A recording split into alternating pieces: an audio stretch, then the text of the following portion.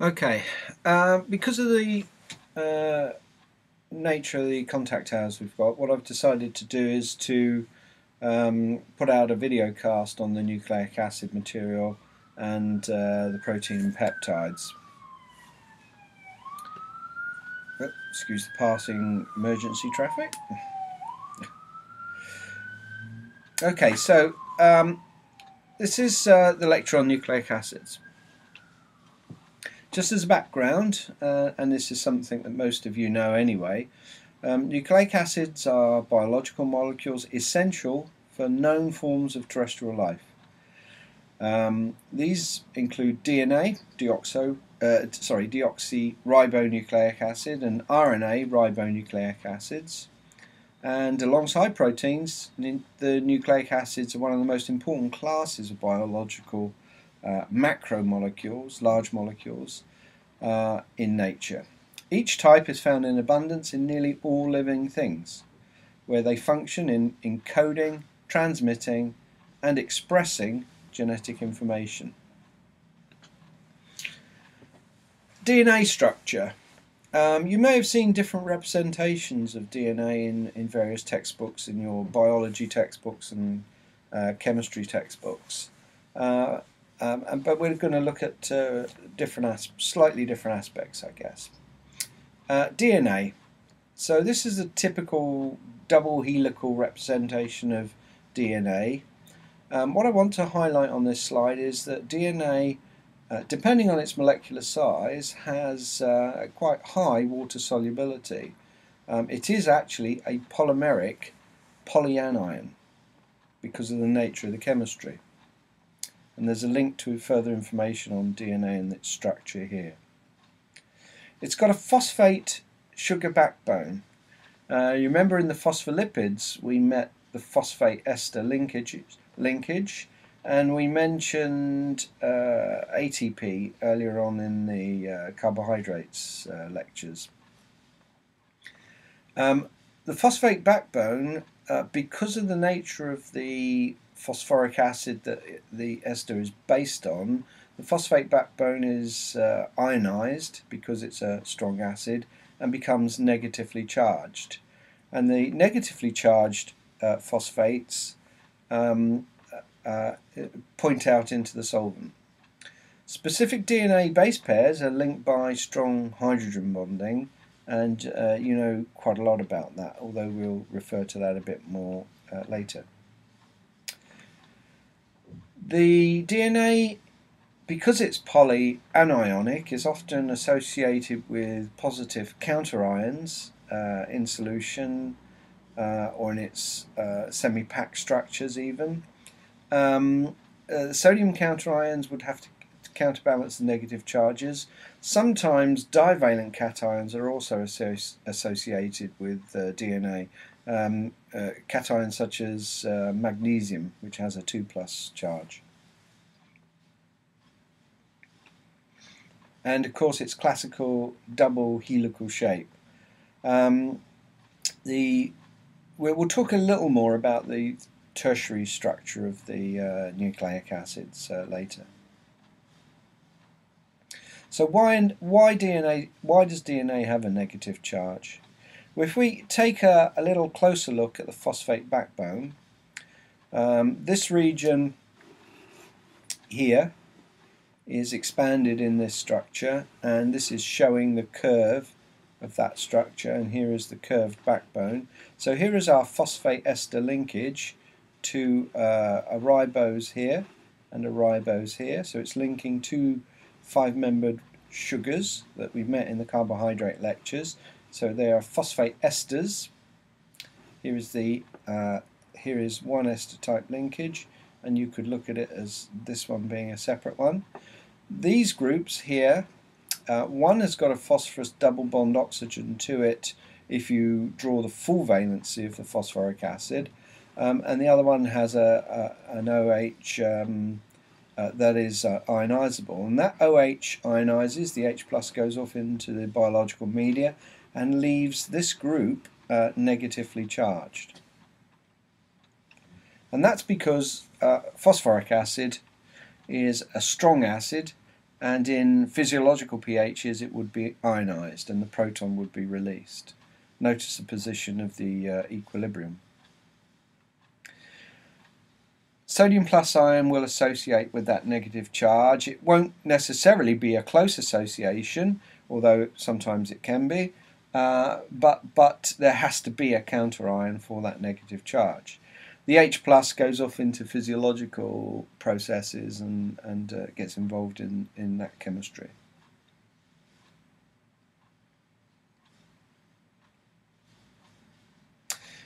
So what we're going to look at now we're going to concentrate on one of the base pairs, cytidine. So if we expand the inside part of the helix, we have cytidine here.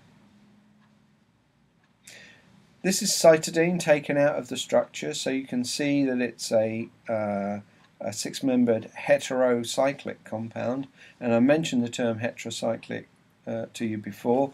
This is a cyclic carbon-based compound with more than carbon in, so we've got nitrogens in a ring. It's a bit like a benzene ring. It's a flat heteroaromatic structure with two nitrogens in, and that base, that heteroatomic base, is linked to the sugar via a nitrogen anomeric link to the anomeric carbon. The link to the phosphate backbone is via what's called the 5' position on the sugar. So this is position 1, 2, 3, 4, 5, and this is known as the 5' direction. And then the 3' direction goes the other way, and you may have heard about the 5' and 3' direction when you talked about DNA in previous courses. If you look at the chemical structure, this is how it looks. So you can, for those of you that are really up with their chemistry, you can see that this is not strictly aromatic per se. You will discuss the nature of our heterocyclic compounds and their tendency to aromatize or share their electrons around the ring at a later date in a little more detail. So here is the base, and this is the ribose sugar, the 5-membered sugar. Now in DNA, of course, this is a deoxyribose. So one of the OHs on the sugar is replaced by hydrogen, and hence the name deoxyribose.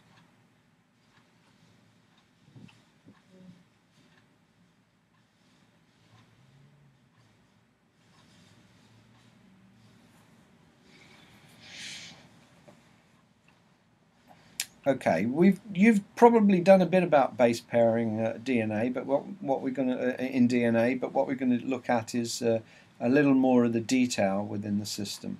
So we're going to take a base pair here and look at this is a CG pairing, and we've used a molecular graphics software to depict the hydrogen bonding, and you can see that we have formal covalent bonding within the structure. This is what's called a ball and stick representation. We've got the hydrogens missing from the structure, and these are just the heavy atoms to show the essential chemistry. And of course you would know that nitrogen has some hydrogens on it, because we do need to hydrogen bond to this position here. We will have a look at that in a moment. So CG has 3 hydrogen bonds between the two complementary base pairs, and there's a little more information about that within this active link.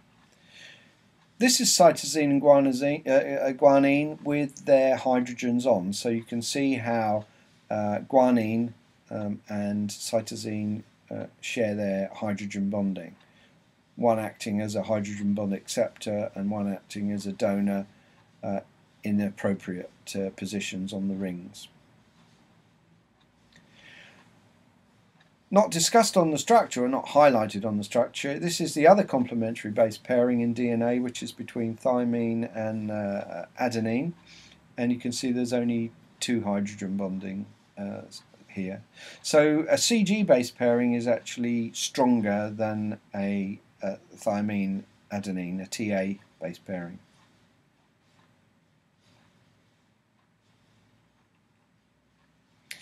The hydrogen bonding comes because the hydrogen on the structure here is attached to an electronegative element, making this hydrogen delta positive, and that delta positive charge is attracted to the delta negative charge of the opposing, the adjacent base pair, in this case an amide-like oxygen.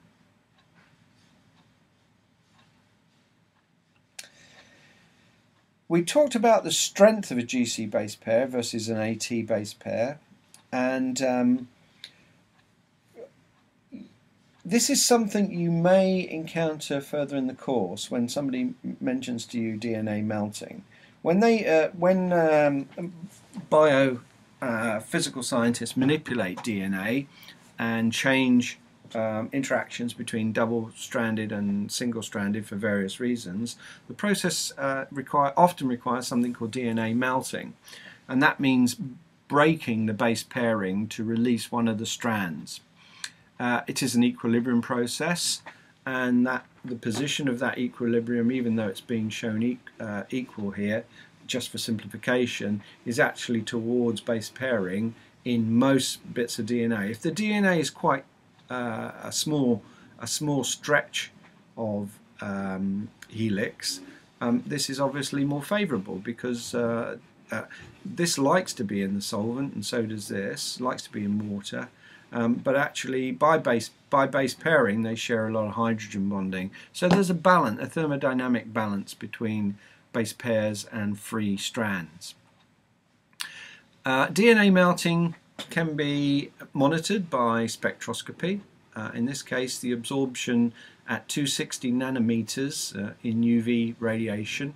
Relative value of the absorption changes as the temperature of a system, known as T, as the temperature of the system changes, this is in degrees centigrade, the system has a phase transition between a structured paired system to a separating system to a separate system, and the midpoint here is known as Tm, or the melting point of the DNA.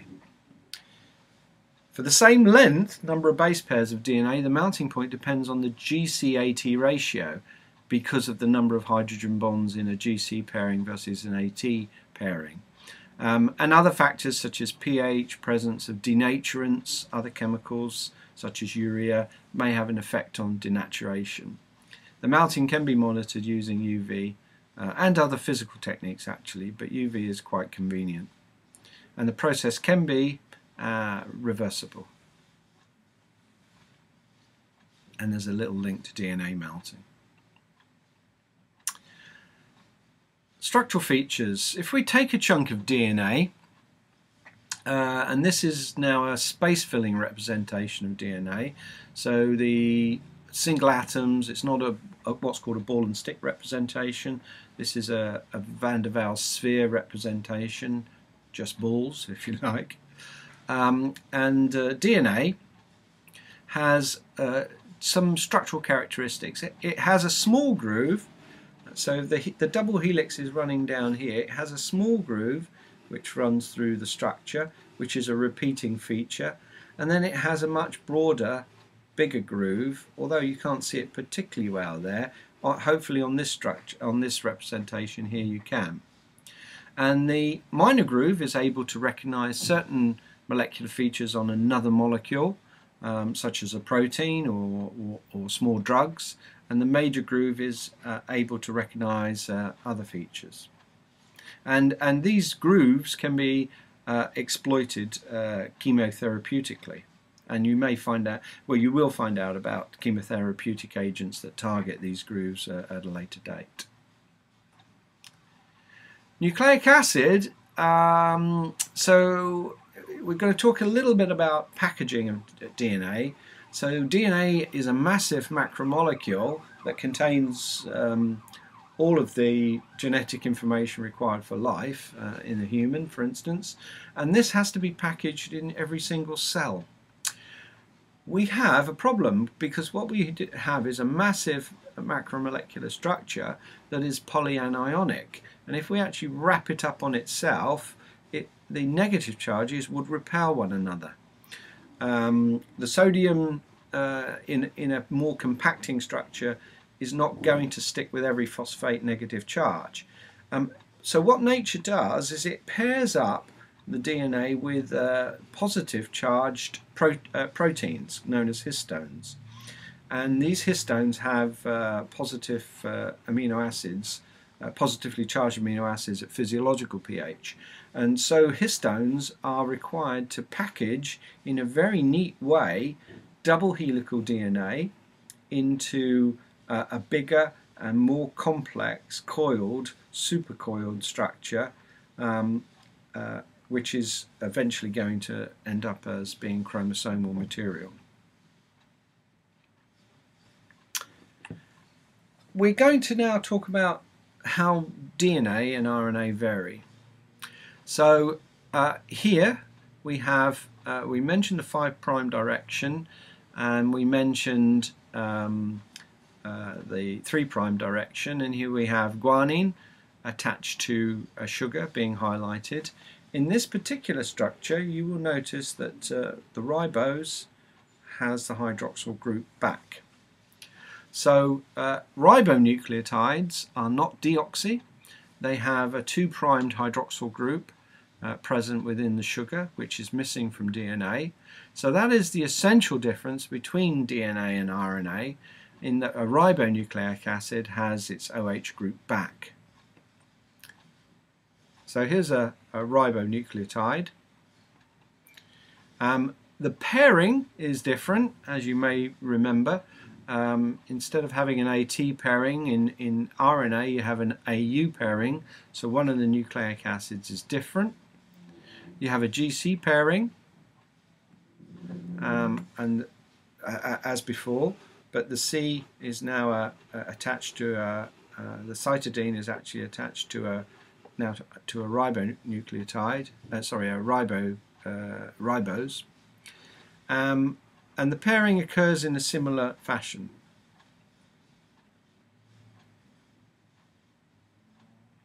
So here are the base pairs that occur within RNA.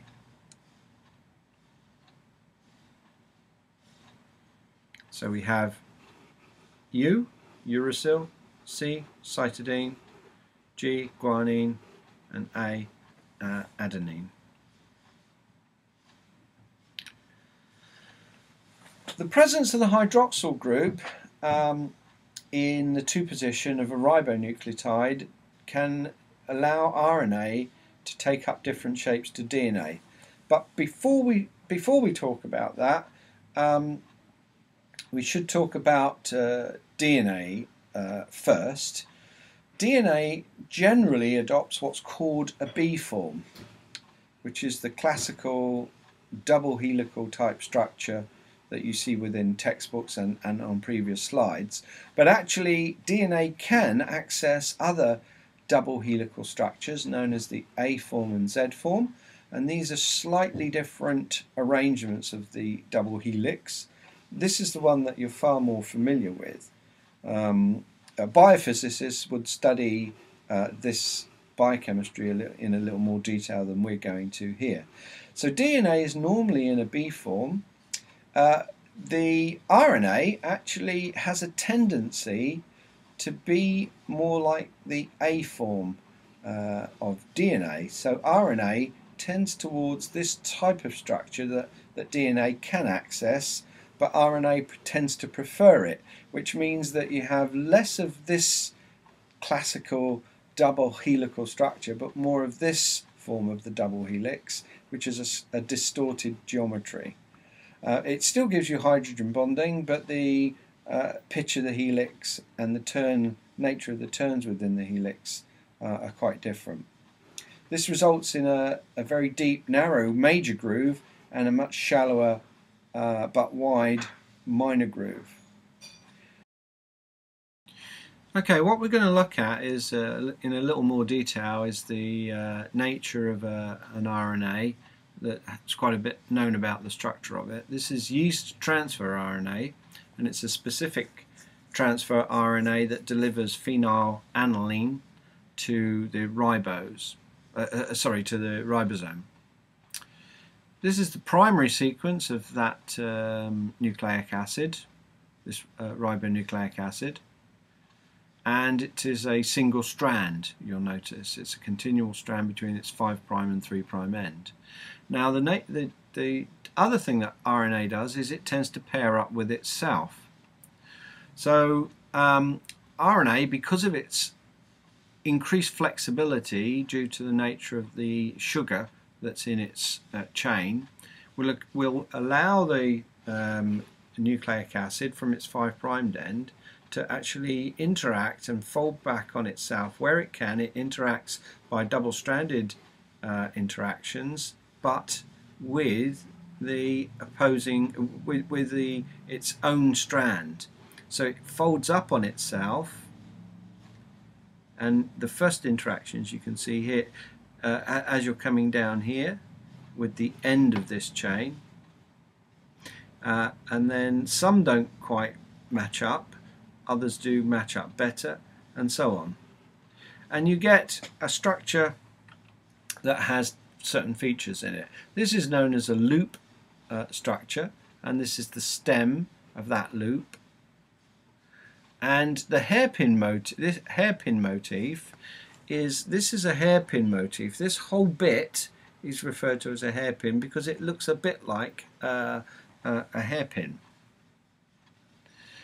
In 3 dimensions, this is actually what the structure looks like.